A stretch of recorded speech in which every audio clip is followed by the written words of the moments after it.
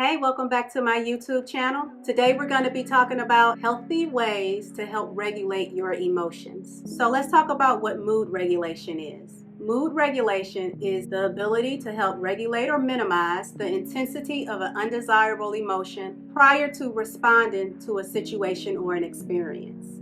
Today, I'm going to share with you 6 ways that you can regulate your emotions. But before I do, I want to warn you to be careful. 1 Peter 5:8-9 says, "Be sober, be vigilant, because your adversary, the devil, as a roaring lion, walketh about seeking whom he may devour, with whom resist and is steadfast in faith, knowing that the same afflictions are accomplished in your brethren that are in the world." So, other words, it's saying, hold on, stay strong, because you're not the only one that's going through it. Many times, God brings us through tests and trials so we can share our testimony and be able to help others see that they can get through it too. So, I'm about to share with you 5 coping skills that can help you regulate your emotions. And the first one that I'm going to talk about, coping skill number 1, is to deep breathe. Take 5 to 10 nice deep breaths when you find yourself emotionally triggered. This works really good when you're angry. It also can work really good when you're feeling anxious. And this is a quick way to cope or to minimize the distress level of your emotion. Because sometimes we don't get all the time that we want or that we desire to be able to self-regulate. So when you're using deep breathing as a skill to help regulate or calm yourself down, you want to remember to breathe in through your nose. You want to breathe in that air like that's the last deep breath you're going to be able to take. Nice and slow and filling your lungs up with that oxygen until you just can't breathe in anymore. Pause for maybe 2 seconds, no more than 3. You don't want to get dizzy. And then blow out of your mouth using what I like to call soup lips so you can still control the speed of your breath. But remember to be patient with yourself and do this at your own speed. It's definitely not the way we would usually breathe. So one nice deep breath might look something like this.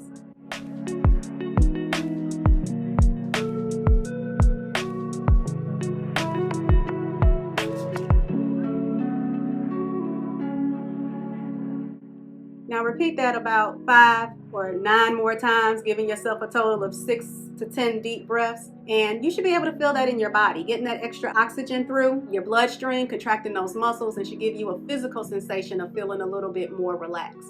So that's just coping skill number 1. Take 5 to 10 deep breaths. Coping skill number 2. Progressive muscle relaxation. Now this is a good one, but you're definitely going to need more time than just that minute or 2. Like the first coping skill, all you would need is like a minute or 2. This one, you're probably going to need at least 5, maybe 10 minutes.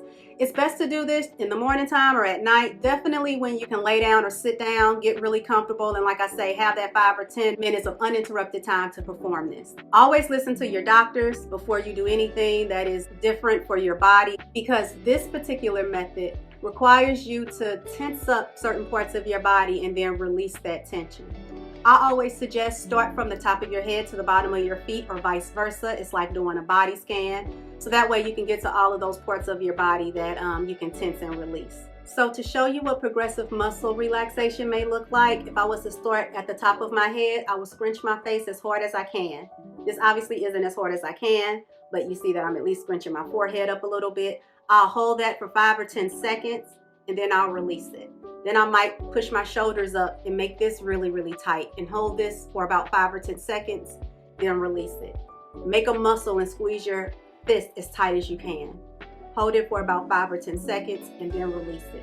So you just want to go through and tighten and release different or various parts of your body until you get to if you started from the top, until you get to the bottom. If you started from the bottom, until you get to the top. But that is progressive muscle relaxation that is meant to give you overall physical relaxation. Coping skill number 3 is journaling. Now I really like this one because you can get creative with your journaling. Of course, if you sit down to journal and you choose to write what you want to talk about, it's different ways you can write about it. You can write it in first person, kind of like this is what I went through today. This was the really sucky part of the day. This was the really cool part of the day. This is how I feel, and leave it at that. But I've had people write how they feel in short stories, even third person, through poetry, through songs. I've even had some creative young artists depict how they feel through pictures. So no words, just a picture, and they're able to talk about and express how they feel and remember how they felt when they drew that certain picture. But you don't have to just use your hands when it comes to journaling. You can do audio journaling. Everybody has a phone. And if you're like me, I feel like I hardly have time in the day to do anything extra. But I can easily hit record on my phone, and if I'm in the car by myself while I'm driving, I can just talk about how I feel and what I'm reflecting on right there and have an audio journal. Or you can do video journals, where if you want to look at yourself and hear yourself, put yourself in front of a camera, your phone, or whatever device, and just express and talk about how you feel. The benefit of journaling is that it helps you release those emotions. Instead of suppressing it and keeping it in, it's a way to get it out. So now let's talk about the fourth suggestion that I have as a coping skill. Therapy. I gotta believe in it. I've been doing it for over 15 years, right? As a mental health therapist, I make sure that I try to fight against the stigma that is attached to receiving therapy. Please believe people come to therapy for a variety of life situations. Some of them because they have mental health diagnosis. Some of them because of something happening that might have triggered depression. Some might be battling anxiety. Life situations, life transitions. Sometimes just having somebody you can talk to that's not going to judge you and not tell you what to do, but listen to you and explore options with you is beneficial in itself. So I personally believe everybody should have a therapist like they have a primary care physician. If you're feeling really great throughout the year, you should go at least once a year to your doctor just to get a checkup to make sure everything is good. The things you can't check, like your blood glucose level, oxygen level, things of that nature. And if you don't feel all that great, you might see your doctor a little bit more throughout the year, just so you can feel better, learn what to do to feel better. So with mental health, look at your therapist similar to that.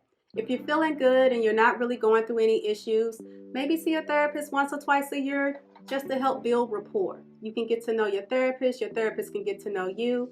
And then if things does get kind of hard and you need that support a little bit more often, you already have that rapport built and you can go to your therapist and get straight to the problem and straight to the issue.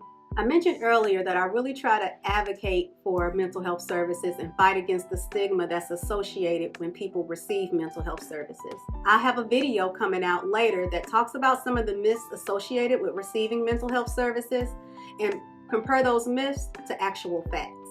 Coping skill number 5. Listening to music. Listening to music can be very therapeutic, but it's one key component that you want to remember when you choose music as your way to cope through your emotions. And that component, that important factor that you want to remember, is to choose music that matches the mood you desire to be in, not the mood that you're actually in.